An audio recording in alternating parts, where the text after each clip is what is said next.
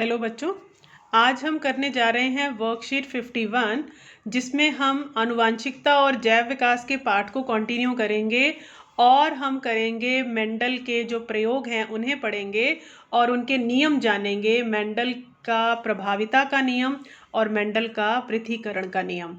आपको पता है उन्होंने मटर के पौधों को लिया था जिन पर उन्होंने प्रयोग किए थे। और क्यों लिया था?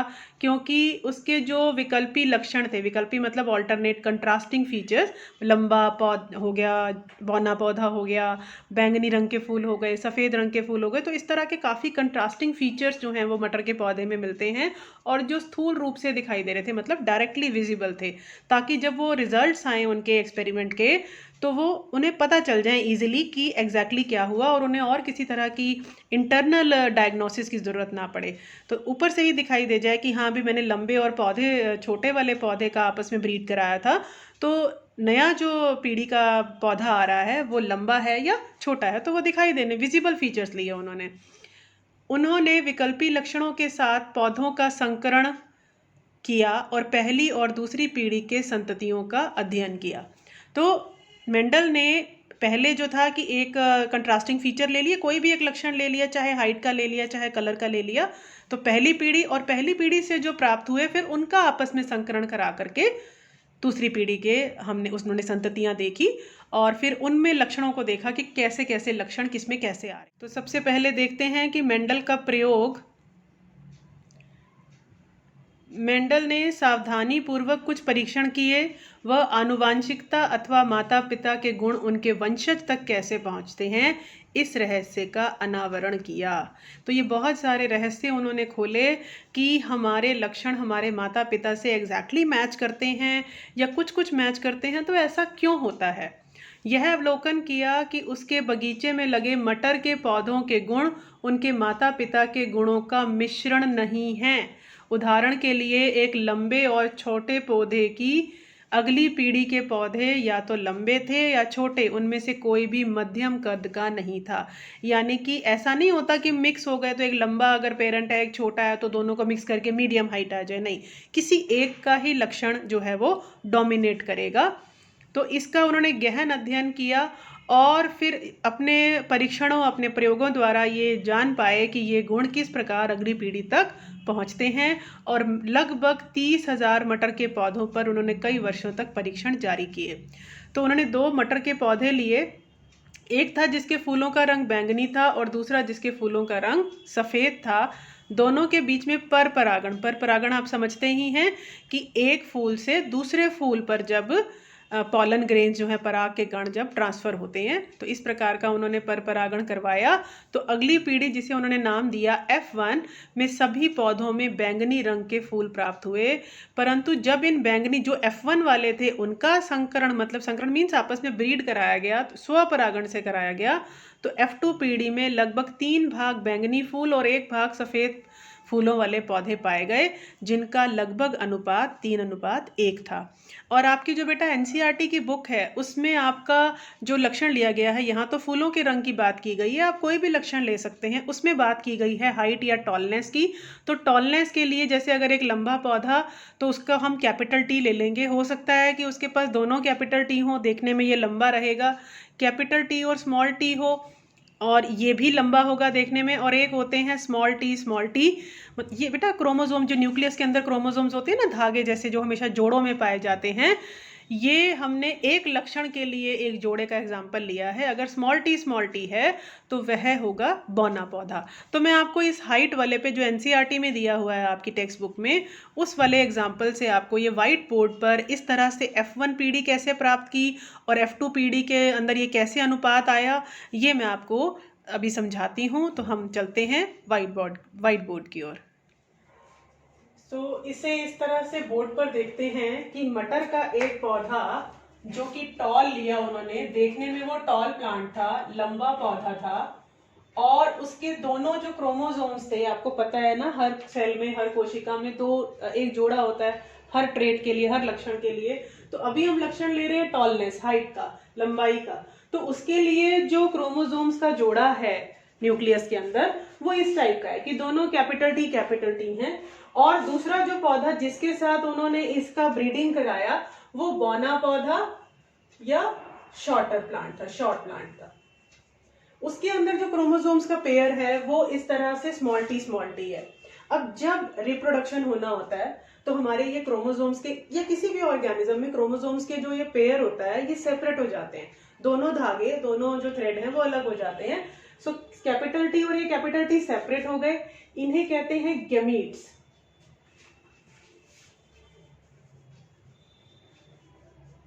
तो इसके गैमीट्स बनेंगे स्मॉल टी और स्मॉल टी, इसके बनेंगे capital T. Fine.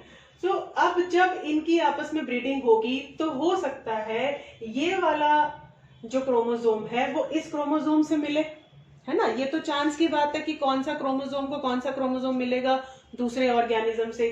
So capital T और स्मॉल टी यानी कि ये कॉम्बिनेशन बन के आएगा F1 जनरेशन में, या F1 प्रोगनी कहते हैं, F1 प्रोगनी या संतति, मतलब जो संतान, जो नेक्स्ट जनरेशन आ रही है, जो नेक्स्ट पीढ़ी है, F1 नाम दे दिया उन्होंने इसे। सो ये कैपिटल टी स्मॉल टी, एक कॉम्बिनेशन ये हो सकता है।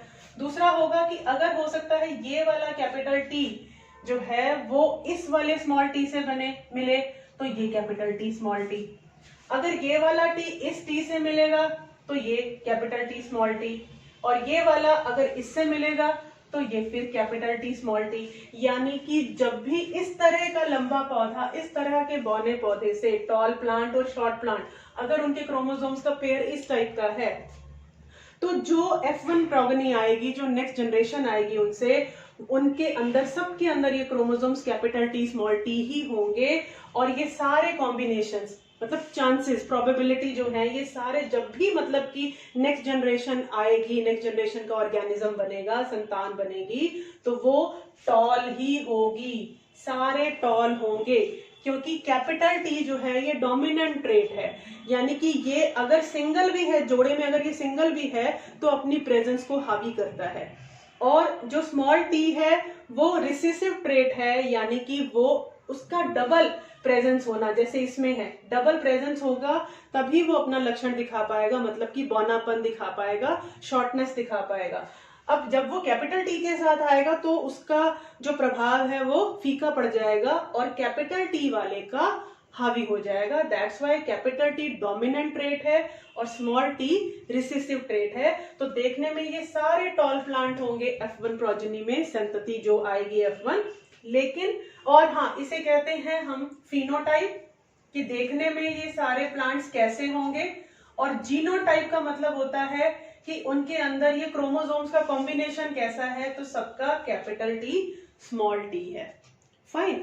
जब हमने एक लक्षण लिया, एक ट्रेट लिया हमने हाइट का, तो एक प्लांट टॉल ले लिया और एक शॉर्ट ले लिया, कंट्रास्टिंग वाले लिए, कि ये देखें कि क्या मिक्सचर आता है। मेंडल ने ये देखा कि क्या मिक्सचर आएगा उसका, तो मिक्सचर जीनोटाइप में आ रहा है, लेकिन देखने में ये सारे ही लंबे पौधे निकले थे, जिससे कि ये कंक्लूड किया गया कि कैपिटल टी जो है वो डोमिनेंट ट्रेट है। अब नेक्स्ट जब करेंगे, जो नेक्स्ट एक्सपेरिमेंट मेंडल ने किया वो इस तरह के जीनोटाइप वाले, जिसमें कि क्या कहते हैं ना कि वो नहीं है, सेम नहीं है, तो कैपिटल टी स्मॉल टी वाले को कैपिटल टी स्मॉल टी वाले से ही उन्होंने ब्रीड करवाया। अब हम इसे देखते हैं कि जब ये दोनों आपस में रिप्रोड्यूस करेंगे तब क्या कॉम्बिनेशन आएंगे, क्या तब भी सारे टॉल होंगे या सारे शॉर्ट होंगे या कुछ मिक्सचर सा मिलेगा। तो अब इसका वाला क्रॉस देखते हैं, और ये क्रॉस एग्जाम में पूछे जाते हैं। ये आपका पहला F1 प्रोगनी के लिए हो गया, और अब हम F2 प्रोगनी के लिए करेंगे। अब ये हम F1 प्रोगनी का F1 संतति का क्रॉस कराएंगे आपस में। जैसे अभी हमने देखा था कि F1 प्रोगनी में सारे पौधे लंबे थे और उनका जीनोटाइप, जो अंदर जीन्स का जोड़ा था, वो capital T small T type का था। तो जब रिप्रोडक्शन होना होता है तो हमारी जनन कोशिकाएं या गैमीट्स बनते हैं, जिनमें ये क्रोमोसोम्स सेपरेट हो जाते हैं। तो कैपिटल टी और स्मॉल टी ये अलग अलग कोशिका में चले जाएंगे। ये वाला कैपिटल टी और ये वाला स्मॉल टी, ये धागे, मतलब ये तो हमने उन्हें नाम दे दिए, सिंबल्स दे दिए। अगर आप इनको थोड़ा इमेजिन करें तो धागे अलग हो गए, पहले जोड़े में हैं और फिर सेपरेट हो गए। तो एक कोशिका में कैपिटल टी चला गया और दूसरी में स्मॉल टी चला गया। अब आपने जैसे मैंने पहले इस तरह से एरो के फॉर्म में कराया था, अब मैं इसकी मैट्रिक्स की फॉर्म में भी हम इसे लिख सकते हैं।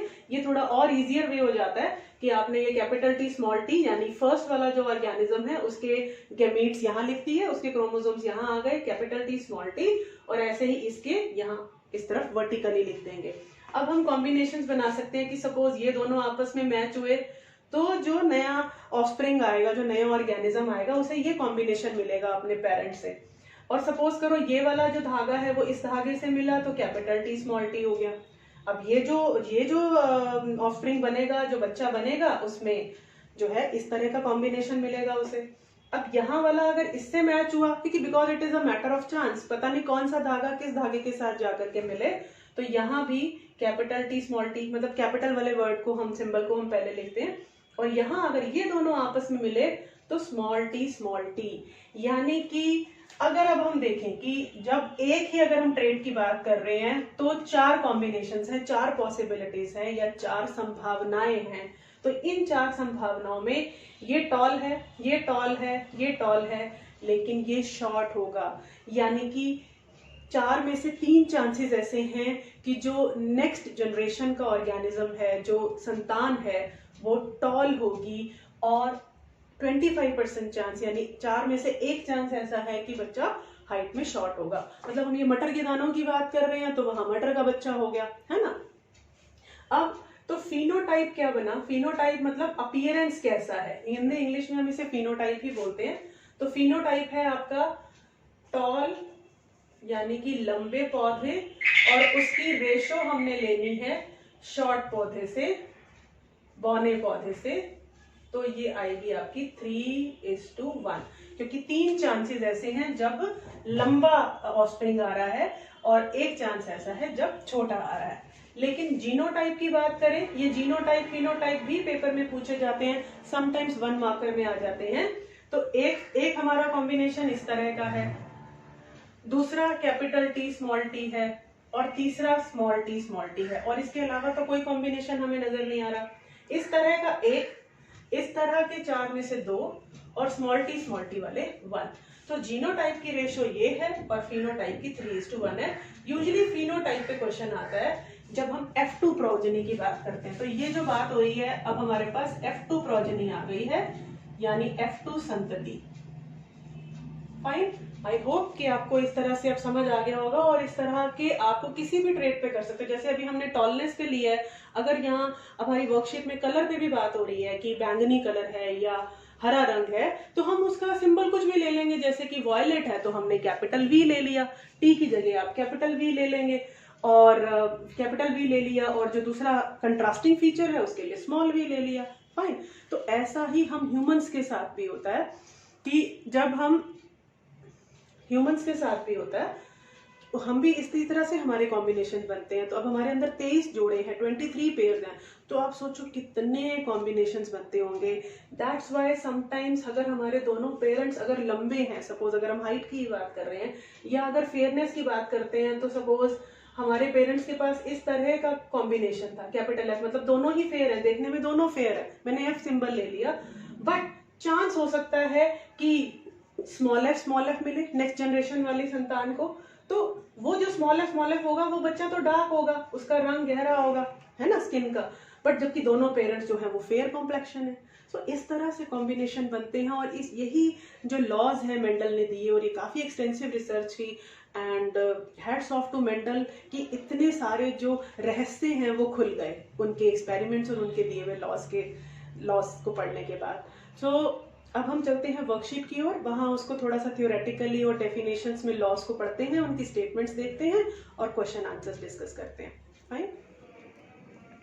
सो मेंडल के अब हमने जो एक्सपेरिमेंट देखे उनके बेसिस पर हम इनके नियमों के बारे में जानते हैं कि मेंडल का प्रभाविता का नियम क्या कहता है कि जब समरूप जोड़ी मतलब जो दो गुणसूत्र अलग होते हैं, एक प्रभावी होता है और एक अन्य अप्रभावी होता है। जैसे अभी हमने बात की कि कैपिटल टी जो है ये प्रभावी है और स्मॉल टी जो है वो अप्रभावी है।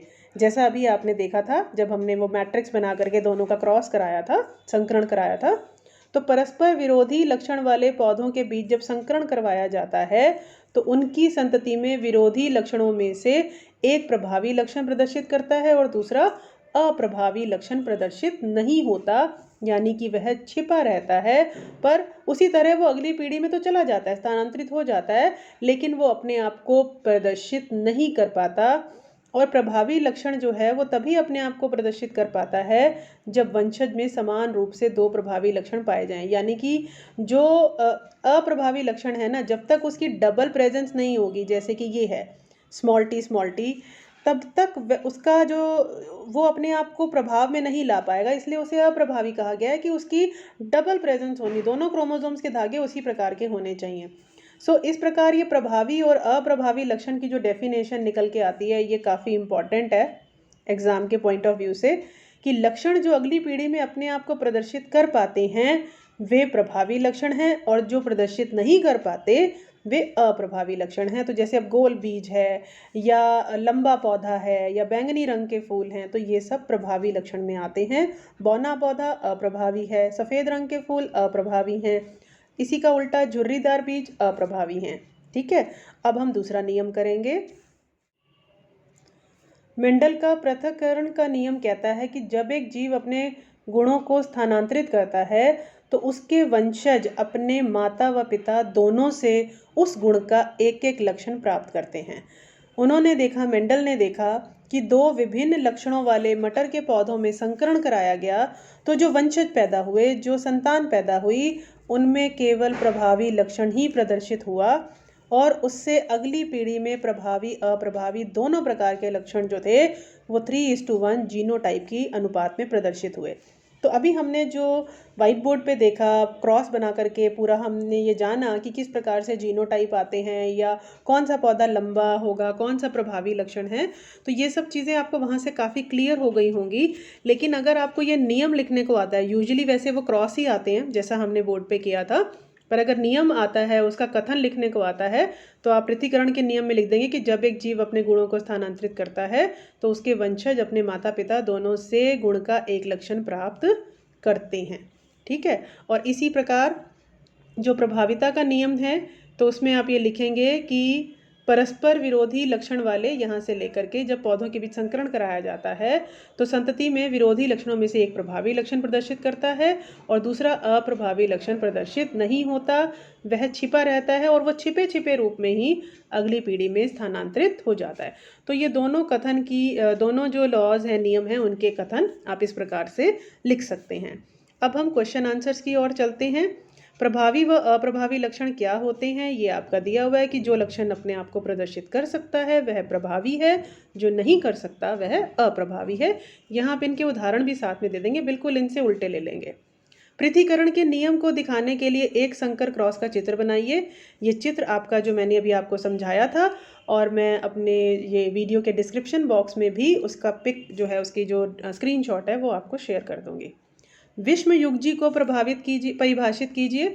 तो विषम युग्जी का मतलब होता है कि जो समरूप मतलब कि अगर हम टॉलनेस की बात कर रहे हैं, हम लंबाई की बात कर रहे हैं, तो उसमें जो दो गुणसूत्र हैं वे अलग अलग होते हैं।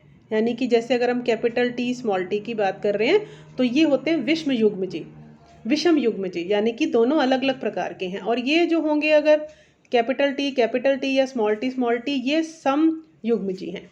ठीक है, तो विषम युग्जी में जो गुण सूत्र हैं वे अलग अलग होते हैं, एक प्रभावी और एक अप्रभावी। राइट, अब हम चलेंगे चौथे प्रश्न की ओर। एक लक्षण वंशानुगत तो हो सकता है परंतु व्यक्त नहीं, इस प्रकार के कथन की पुष्टि कीजिए। तो यहाँ आपने ये जो प्रभावी और अप्रभावी है ना, इसमें अप्रभावी वाले की बात करनी है। आपने ये पूरा नियम इसी प्रकार से इसकी प्रदर्शित करना है, मतलब इसकी परिभाषा कथन लिखना है। और ये है कि प्रभावी लक्षण तभी अपने आप को प्रदर्शित कर पाता है जब वंशज में दोनों समान रूप से प्रभावी लक्षण, यानी ये पूरा पैराग्राफ इसका आंसर आएगा कि जो ये प्रभाविता का नियम है, फाइन, कि वो अपने आप को प्रदर्शित नहीं कर पाता। और उसके बाद ये आपने दोनों परिभाषाएं भी लिख देंगे, प्रभावी और अप्रभावी की।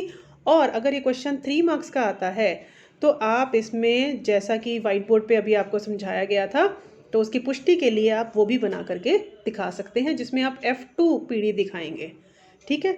सो आई थिंक ये टॉपिक थोड़ा सा इंटरेस्टिंग तो है, बहुत है, लेकिन ये थोड़ा सा मुश्किल लग रहा होगा, बट आप प्रैक्टिस करेंगे। जैसे हमने टॉलनेस की है, तो आप जैसे कलर ले लीजिए। अब कलर में क्या है कि बड़ा वाला जो है ये आप ले लो इसको बैंगनी रंग, और स्मॉल डब्ल्यू को ले लो वाइट कलर, सफ़ेद रंग के फूल। तो इस प्रकार से क्रॉस करके देख सकते हो कि जैसे कैपिटल डब्ल्यू हो गया, और इसका क्रॉस स्मॉल डब्ल्यू, ये सफ़ेद वाले फूलों से करवा दिया, ये बैंगनी वाले फूल हैं। तो जैसे सेम हमने F1 और F2 प्रोजेनी निकाली है, पीढ़ी निकाली, संतति निकाली है, वैसे आप इसकी प्रैक्टिस करेंगे तो फिर टॉपिक ये आपको मुश्किल नहीं लगेगा। सो प्रैक्टिस करते रहिए, और अगले वीडियो में, अगली वर्कशीट में इस लेसन को आगे बढ़ाएंगे। तब तक के लिए गुड बाय।